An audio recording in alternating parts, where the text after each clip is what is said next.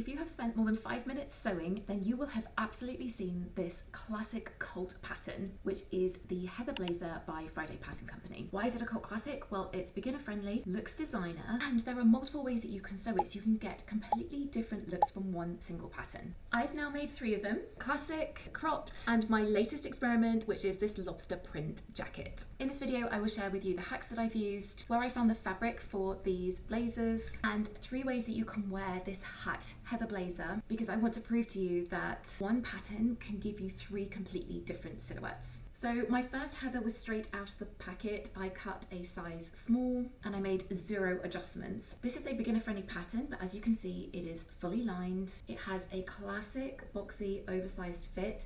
It has pockets. It's the perfect entry-level tailoring project. It's the kind of make that gives you confidence and makes you think, oh, maybe I could do this tailoring thing. The only thing that I didn't do was I didn't add a button because it's so oversized on me. I just didn't feel like it needed one. Also, I have a very, very strong and rational fear of buttonholes because my machine just hates them and I was too scared to do it. One of the things that I wanted to change after I made this first version was I did feel like it was slightly too oversized for me, slightly too boxy, and therefore I knew that the next one that I wanted to make needed to be a different version. One of the things I was really proud of with this make was that I made it entirely from dead stock fabrics. So the lilac linen came from Rainbow Fabrics, cost literally next to nothing.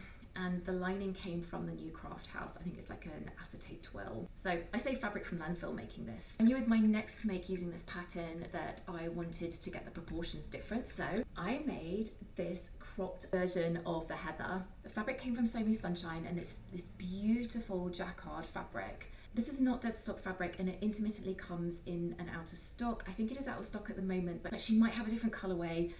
If she does, I will link it in the description below. Cropped the hem, skipped the lining, bound the seams neatly inside. It used such a small amount of fabric, took half the amount of time, and I think this looks really modern. I love this jacket. And if you want to try the cropped hack yourself, then the Friday Pattern Company blog has a step-by-step guide as to how you can do this. There's no video, unfortunately, but I will link the blog in the description. And so after I made this cropped hack, I thought to myself, is there a way that I can hack the oversized blazer to make it fit my proportions a little bit better? I have quite a long torso, but I'm 5'3", and the boxy oversized fit was just a little bit too much, I think, with the version that I did straight out of the packet. So here's the 3rd version, which I have made in this absolutely beautiful lobster print fabric from the Fabric Godmother. It is a linen viscose mix and is still available on their website. For the lining, I used a red cotton. This is also available on the Fabric Godmother website, and I will link it below in the description. As soon as I saw this fabric, instantly I knew that it had to become a suit, but I also knew that I wanted to give myself a different proportion using the Heather. Because I had a conference coming up where I was giving a keynote speech, I could not think of a better opportunity to wear a lobster print suit than on stage. This is how my mind works. I only had a few days to make it.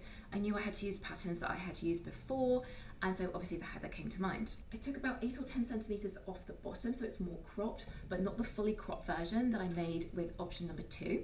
And then I added belt loops on both sides at my natural waist. I constructed the shell and the lining, and then before I sewed the lining to the shell, I put the blazer on, I marked my natural waist with a pin, and that is where I put the belt loops. And I also made this super long tie to go with it because I wanted flexibility in how I style this.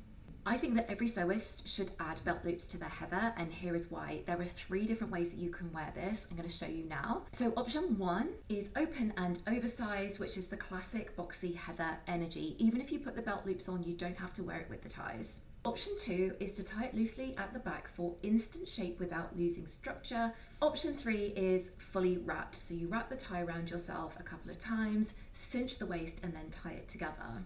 So it's like having 3 jackets for the price of 1 and no extra pattern needed. In case you're curious about the rest of the outfit, the trousers are the long Foxie Boxies by Gracie Steele. Again, this is a super beginner friendly pattern. The red top is the Bella top by Lizzie Studio, and I made it out of the same fabric as the lining for the blazer. So here's what I've learned after making 3 Heathers.